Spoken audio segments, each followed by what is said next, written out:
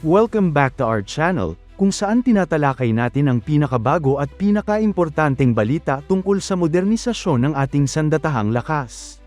Dumating na mga kababayan, ang pinakahinihintay na sandali para sa ating Philippine Navy ay naganap na. Batay sa datos mula sa Marine Traffic Ice, nasa vicinity na ng Pilipinas ang future BRP Diego Silang, FFG-07.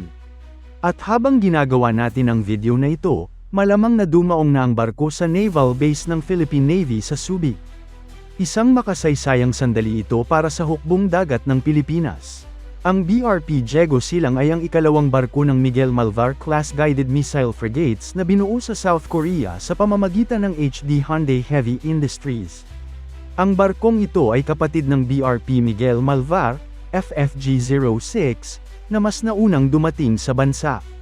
Ngayon, opisyal na nating masasabi na dalawa na ang operational na modern frigates ng ating Navy sa ilalim ng bagong klase na ito. Pero bago tayo magsimula, tandaan natin na ang matatag na Pilipinas ay hindi lang nabubuo sa lakas militar, kundi sa maayos na pamahalaan, paglaban sa korupsyon, pagtanggi sa political fanaticism, at pagsugpo sa fake news. Mahalaga yan para sa tunay na seguridad at katatagan ng bansa. Paano natin nalaman ang pagdating? Sa panahon ngayon, hindi na lang nakatago ang kilos ng mga barko. Salamat sa mga open source platforms gaya ng Marine Traffic Ice, nasusubaybayan natin ang galaw ng mga vessels sa buong mundo. Dito mismo nakita ng publiko na papalapit na ang Diego Silang sa ating teritoryo. At ngayon, malinaw na ang barko ay nasa loob na ng Philippine waters, at marahil ay nakadaong na nga sa Subic Naval Base. Ang transparency na ito ay mahalaga, hindi lang para sa mga defense watchers, kundi para sa buong sambayanang Pilipino. Ipinapakita nito na ang modernization program ay hindi lang nasa papel, nakikita na mismo natin ang resulta. Ano ang kahalagahan ng BRP Diego Silang? Unang-una, isa itong multi-role guided missile frigate. Ang ibig sabihin, kaya nitong magsagawa ng iba't ibang misyon, anti-air warfare, anti-surface warfare, at anti-submarine warfare. Hindi na tayo limitado sa mga lumang patrol vessels na halos pang Coast Guard lamang ang kakayahan. Ngayon, may barko na tayo na talagang dinisenyo para sa modernong digmaan sa dagat. Pangalawa, bahagi ito ng mas malawak na frigate acquisition project ng Pilipinas. Sa kasalukuyan, may dalawang Jose Rizal class frigates na tayo, ang BRP Jose Rizal, FF-150, at BRP Antonio Luna, FF-151. Dagdag pa ang dalawang Miguel Malvar class, ngayon ay kumpleto na sa dalawang unit. Ibig sabihin, 4 na modernong frigates na ang nasa arsenal ng ating Navy. At kung matutuloy pa ang full complement ng acquisition project, posibleng madagdagan ito ng 2 pa, para aabot sa 6 na guided missile frigates ang backbone ng ating hukbong dagat. Mahalaga ring balikan ang konteksto.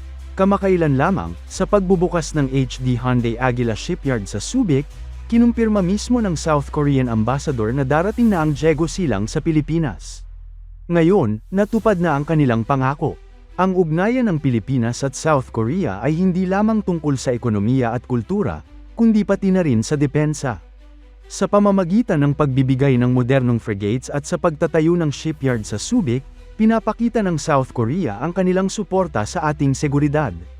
Ito ay isang partnership na pangmatagalan at may kasamang teknolohiyang kaalaman na maaari nating pakinabangan sa hinaharap. Ano ang susunod na mangyayari? Ngayong nasa Pilipinas na ang barko, susunod naman ang proseso ng commissioning. Dadaan ito sa masusing sea trials, crew training, at integration ng mga sistema bago ito tuluyang maging operational. Malamang bago matapos ang 2025 o sa unang bahagi ng 2026, opisyal nang magiging bahagi ng aktibong fleet ng Philippine Navy ang BRP Diego Silang. At kapag nangyari yon, asahan na makikita natin ito sa mga naval exercises, joint patrols kasama ng ating mga kaalyado, at sa mga deployment sa West Philippine Sea.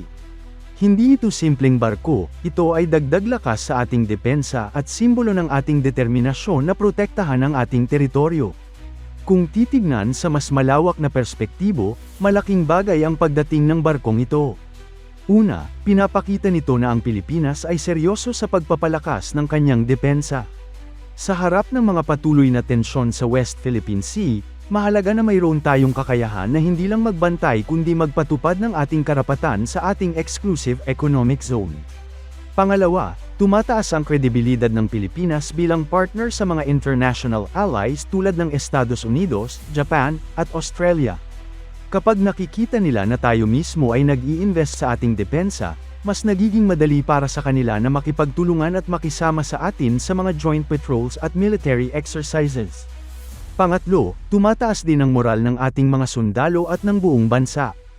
Ang pagdating ng isang modernong barko ay nagbibigay ng inspirasyon at kumpiyansa na unti-unti nang umaangat ang kakayahan ng ating sandatahang lakas. Hindi rin dapat kalimutan ang papel ng Subic.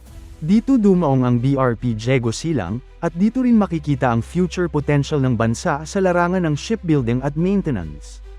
Ang Aguila Shipyard ng Hyundai ay hindi lamang magbibigay ng trabaho at kaalaman, kundi maaari ring maging sentro ng future naval projects. Kung magpapatuloy ang ganitong direksyon, maaaring dumating ang panahon na hindi na lang tayo umaasa sa imports. Sa ilalim ng Self-Reliant Defense Posture Program, posible na ang Pilipinas mismo ay makagawa at magpanatili ng sarili nitong mga barko. Maaaring isipin ng ilan na isa lamang itong barko. Ngunit para sa karaniwang mamamayan, ang presensya ng BRP Diego Silang ay may konkretong epekto. Mas ligtas ang mga mangingisda sa West Philippine Sea, mas kayang bantayan ang ating maritime trade routes, at mas napoprotektahan ang ating ekonomiya laban sa smuggling at piracy.